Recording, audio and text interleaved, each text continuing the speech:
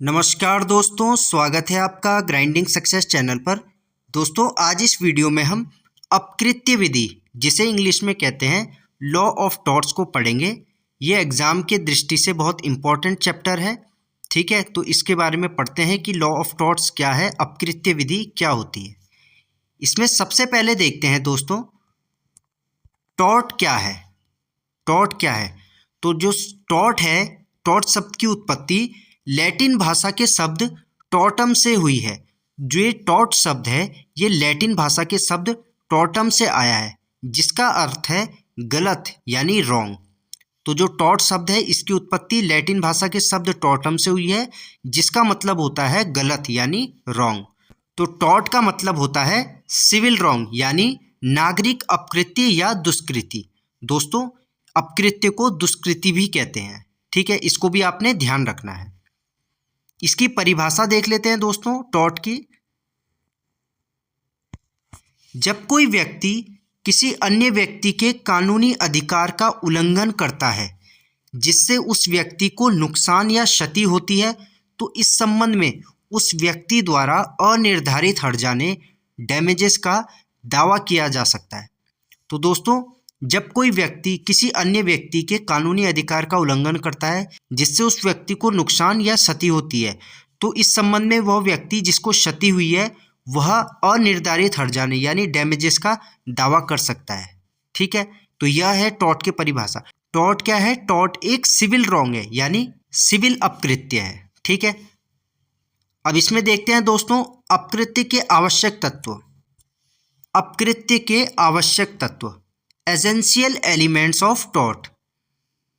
तो अपकृत्य के आवश्यक तत्व क्या क्या है? सबसे पहले गलत कार्य या कर्तव्य का पालन न करना यानी रॉन्गफुल एक्ट और ओमिशन। रॉन्गफुल एक्ट और ओमिशन, प्रतिवादी डिफेंडेंट द्वारा किया गया ऐसा कार्य जिससे वादी को नुकसान हो, या ऐसा कर्तव्य जिसे करना चाहिए था उसका न किया जाना जो कि कानून के विरुद्ध हो। यानी कि प्रतिवादी के द्वारा किया गया कोई ऐसा काम जिससे वादी को बोलते हैं दोस्तों प्लेंटिफ। तो प्रतिवादी द्वारा कोई ऐसा काम किया गया जिससे वादी को नुकसान हो गया हो। ठीक है, या ऐसा कर्तव्य जिसे करना चाहिए था लेकिन उसने नहीं किया जो कि कानून के विरुद्ध है, तो यह कहलाएगा गलत कार्य या कर्तव्य का पालन न करना। ठीक है दोस्तों, तो पहला तत्व तो ये हो गया, अपकृत्य के आवश्यक तत्वों में से पहला तत्व हो गया गलत कार्य या कर्तव्य का पालन न करना यानी रॉन्गफुल एक्ट और ओमिशन। आगे देखते हैं दोस्तों, इसमें दूसरा आवश्यक तत्व है दोस्तों कानूनी क्षति यानी लीगल इंजरी। वादी को कोई चोट यानी इंजरी या वास्तविक हानि एक्चुअल लॉस हुआ हो। ठीक है, यह हानि कानूनी रूप से होनी चाहिए यानी लीगल डैमेज होना चाहिए, जैसे शारीरिक चोट, प्रतिष्ठा को हानि या संपत्ति का नुकसान। तो दोस्तों, अपकृत्य का दूसरा आवश्यक तत्व है यह है कानूनी क्षति। तो इसमें दो चीज़ें ये दी गई है, इनको ध्यान रखना है। एक है इंजूरिया साइन डैमनो और एक है डैमनम साइन इंजूरिया। दोस्तों, ये दो लैटिन मैगजिम्स है। ये दो लैटिन मैगजिम्स हैं जिसमें इंजूरिया साइन डैमनो का मतलब होता है इंजरी विदाउट डैमेज, यानी कानूनी क्षति हुई है परंतु किसी प्रकार का कोई डैमेज नहीं हुआ है। ये हो गया इंजूरिया साइन डैमनो का मतलब। वहीं डैमनम साइन इंजूरिया का मतलब होगा दोस्तों डैमेज विदाउट इंजूरिया, यानी डैमेज हुआ है परंतु किसी भी प्रकार की कानूनी क्षति यानी लीगल इंजरी नहीं हुई है। तो दोस्तों, इंजूरिया साइन डैमनो के संबंध में तो हो जाएगा कि इंजरी हुई है यानी कानूनी क्षति हुई है बिना किसी डैमेज के, तो वहाँ पे टॉर्ट है, क्योंकि वहाँ पे कानूनी क्षति हुई है इसलिए वहाँ पे टॉर्ट होगा। यहाँ पे डैमनम साइन इंजूरिया बोला गया है यानी डैमेज विदाउट इंजरी, डैमेज हुआ है परंतु किसी भी प्रकार की कानूनी क्षति लीगल इंजरी नहीं हुई है, तो इस संबंध में टॉर्ट नहीं होगा। टॉर्ट का मतलब दोस्तों अभी मैंने जैसे आपको ऊपर बताया, टॉर्ट का मतलब होता है सिविल रॉन्ग यानी नागरिक अपकृत्य या दुष्कृति। ठीक है, तो दोस्तों ये जो दो मैगजीम्स है, लैटिन मैगजीम्स है, इनके ऊपर मैंने वीडियो बनाई है। यदि आपने अभी तक लैटिन मैगजीम्स वाली वीडियो मेरी नहीं देखी है तो आई बटन पे लिंक है, आप वहाँ से जाके देख लीजिए। ठीक है, तो दोस्तों ये था दूसरा तत्व अपकृत्य के आवश्यक तत्वों में से। ठीक है, आगे देखते हैं। तीसरा आवश्यक तत्व है दोस्तों विधिक उपचार यानी लीगल रेमेडी। गलत कार्य के लिए डैमेजेस यानी क्षतिपूर्ति का दावा किया जा सकता हो, हर्जाना पहले से तय नहीं होता। अनलिक्विडेटेड फंड यानी जो विधिक उपचार है, यदि किसी के साथ टॉर्ट हुआ है तो वह जो है गलत कार्य के लिए डैमेजेस यानी क्षतिपूर्ति का दावा कर सकता है, और इसमें हर्जाना दोस्तों पहले से तय नहीं होता कि इतना कॉम्पनसेशन मिलेगा या इतना हर्जाना मिलेगा, यह पहले से तय नहीं होता, जिसे बोलते हैं दोस्तों अनलिक्विडेटेड। ठीक है दोस्तों, टॉर्ट के एग्जाम्पल देख लेते हैं दोस्तों कि अपकृत्य क्या है। इसमें सबसे पहले है दोस्तों मानहानि। मानहानि यानी जैसे झूठी बातें फैलाना, चाहे किसी की लिखित में बदनामी करना है या मौखिक या मुंह से बोल के या कुछ लिख के, जिससे किसी की प्रतिष्ठा को नुकसान हो, यह हो गया टॉर्ट यानी सिविल अपकृत्य। दूसरा है ट्रेसपास अतिक्रमण, किसी की निजी जमीन या संपत्ति पर बिना अनुमति घुसना, यह भी एक प्रकार का टॉर्ट है यानी सिविल अपकृत्य है, सिविल रॉन्ग है। ठीक है, आगे देखते हैं। लापरवाही हो गया नेग्लिजेंस, जब कोई व्यक्ति उचित सावधानी नहीं बरतता और उससे किसी दूसरे व्यक्ति को नुकसान होता है, तो दोस्तों यह भी टॉर्ट की श्रेणी में आता है। ठीक है, यानी सिविल अपकृत्य की श्रेणी में आता है। आगे देखते हैं। अब इसमें देखते हैं दोस्तों कि अपकृत्य के प्रति सामान्य उपाय क्या है। ठीक है, यानी सिविल रॉन्ग के प्रति सामान्य उपाय क्या है, इसके लिए रेमेडीज क्या क्या हैं उन्हें देखते हैं। तो इसमें देखते हैं अपकृत्य के लिए दो प्रकार के उपाय हैं। ठीक है दोस्तों, अपकृत्य के लिए दो प्रकार के उपाय हैं। सबसे पहले है इसमें न्यायिक उपाय यानी जुडिशियल रेमेडीज, और दूसरा है न्यायेतर उपाय यानी एक्स्ट्रा जुडिशियल रेमेडीज। तो इनके बारे में देखते हैं दोस्तों, न्यायिक उपाय और न्यायेतर उपाय यानी जुडिशियल रेमेडीज क्या है और एक्स्ट्रा जुडिशियल रेमेडीज क्या है।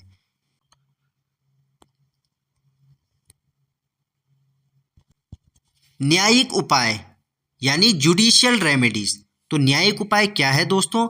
न्यायिक उपाय वह उपाय है, जुडिशियल रेमेडी वह रेमेडी है जिसमें न्यायालय जो है किसी व्यक्ति के कानूनी अधिकार के उल्लंघन पर, यदि किसी व्यक्ति के कानूनी अधिकार का उल्लंघन हो रहा है तो उसे उचित राहत प्रदान करता है।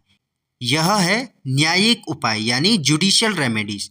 अब इसमें देखते हैं दोस्तों कौन कौन से न्यायिक उपाय हैं, कौन कौन सी जुडिशियल रेमेडीज बताई गई हैं। तो इसमें दोस्तों पहला है क्षतिपूर्ति यानी हर्जाना।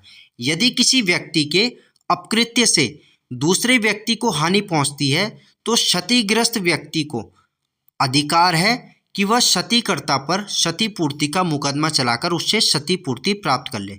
यानी यदि कोई व्यक्ति, यदि ए नाम का कोई व्यक्ति बी नाम के व्यक्ति के साथ अपकृत्य करता है जिससे बी नाम के व्यक्ति को हानि पहुंचती है, तो जो ये बी नाम का व्यक्ति है, जो ये क्षतिग्रस्त व्यक्ति है, इसको यह अधिकार है कि वह क्षतिकर्ता पर, ए ने जो क्षति की है, यहाँ पे ए होगा क्षतिकर्ता, तो बी नाम का व्यक्ति जो ये क्षतिग्रस्त व्यक्ति है, ये ए नाम के व्यक्ति पर, क्षतिकर्ता पर क्षतिपूर्ति का मुकदमा चलाकर इससे क्षतिपूर्ति प्राप्त कर सकता है।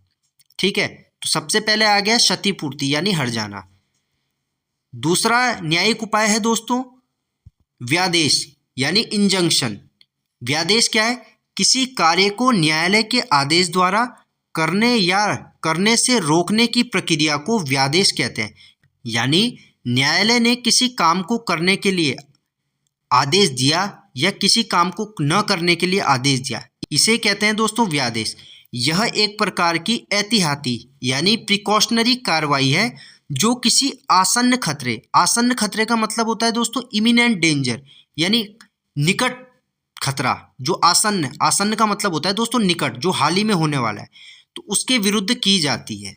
ठीक है, व्यादेश के बारे में दोस्तों मैंने एक अलग से वीडियो बनाई है, यदि आपने वह नहीं देखी है तो आई बटन पे लिंक है, आप वहाँ से जाके देख लीजिए।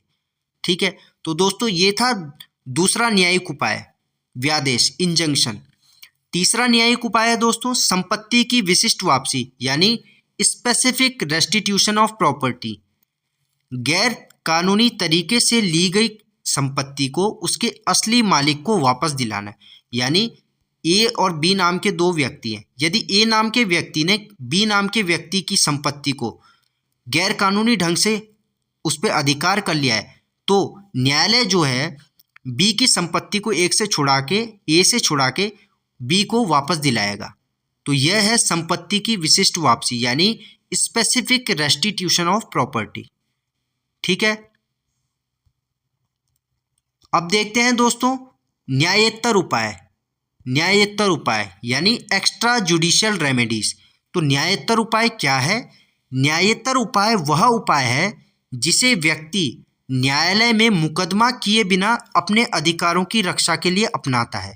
तो न्यायेतर उपाय जो एक्स्ट्रा जुडिशियल रेमेडी है, यह वह उपाय है, यह वह रेमेडी है जिसे व्यक्ति जो है, जिसे कोई इंसान न्यायालय में मुकदमा किए बिना अपने अधिकारों की रक्षा के लिए अपनाता है। ऐसे उपाय जो व्यक्ति न्यायालय में मुकदमा किए बिना अपने अधिकारों की रक्षा के लिए स्वयं अपनाता है, ठीक है, उन्हें कहते हैं दोस्तों न्यायेतर उपाय यानी एक्स्ट्रा जुडिशियल रेमेडीज। इसको देखते हैं एक्स्ट्रा जुडिशियल रेमेडीज में क्या क्या है उपाय है। आत्मरक्षा यानी सेल्फ डिफेंस।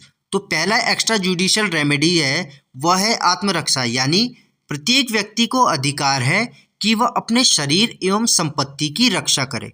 ठीक है, तो दोस्तों प्रत्येक व्यक्ति को अधिकार है कि वह अपने शरीर की और अपनी संपत्ति की रक्षा करे। यह पहला एक्स्ट्रा जुडिशियल रेमेडी है। दूसरा है संपत्ति की पुनः प्राप्ति यानी गलत तरीके से छीनी गई चल संपत्ति को वापस लेना। यदि आपकी किसी चल संपत्ति को किसी ने आपसे छीन लिया है तो आप उचित बल का प्रयोग करके अपनी उस चल संपत्ति को वापस पा सकते हैं। ठीक है, तो ये दूसरा एक्स्ट्रा जुडिशियल रेमेडी है। आगे देखते हैं तीसरा एक्स्ट्रा जुडिशियल रेमेडी है दोस्तों निष्कासन तथा पुनः प्रवेश, यानी यदि कोई व्यक्ति अपनी संपत्ति के अधिकार से अवैध रूप से वंचित कर दिया गया तो उसको अधिकार है कि वह अतिचारी को अपनी भूमि या संपत्ति में से उचित बल, दोस्तों यहाँ पे करेक्शन कर लीजिए, बल है, उचित बल का प्रयोग कर वहाँ से उसको निकाल सकता है। यानी यदि किसी व्यक्ति ने, यदि ए और बी नाम के ये दो व्यक्ति हैं, यदि कोई व्यक्ति अपनी संपत्ति के अधिकार से अवैध रूप से वंचित कर दिया गया है, यदि ए नाम के व्यक्ति ने बी नाम के व्यक्ति को उसकी संपत्ति से अवैध रूप से वंचित कर दिया, यानी उसकी संपत्ति को उससे छीन लिया, तो बी को यह अधिकार है कि वह अतिचारी बोलते हैं दोस्तों ट्रेसपासर को, यह है ए है यहाँ पे अतिचारी यानी ट्रेसपासर, अवैध रूप से जिसने बी की संपत्ति को हड़पा है, तो वह अतिचारी को अपनी भूमि या संपत्ति में से उचित बल का प्रयोग कर वहाँ से निकाल सकता है। तो जो ये बी है, बी जो है ए को जो ये ट्रेसपासर है इसको बलपूर्वक अपनी संपत्ति में से निकाल सकता है। ठीक है, तो ये है एक्स्ट्रा जुडिशियल रेमेडी न्यायेतर उपाय। आगे देखते हैं दोस्तों अगला एक्स्ट्रा जुडिशियल रेमेडी है उपद्रव का निवारण। इसमें क्या है, किसी निजी उपद्रव यानी प्राइवेट न्यूसेंस को व्यक्ति द्वारा स्वयं हटाना या रोकना। तो उपद्रव का निवारण में क्या है, किसी भी निजी उपद्रव को, प्राइवेट न्यूसेंस को व्यक्ति द्वारा स्वयं हटाना या उसे रोकना, यह उपद्रव का निवारण है। जैसे यदि पड़ोसी के पेड़ की शाखाएं आपकी ज़मीन पर आ रही हैं या आपके घर पे आ रही हैं तो आप शाखाएं काटकर रोकते हैं, यही है उपद्रव का निवारण।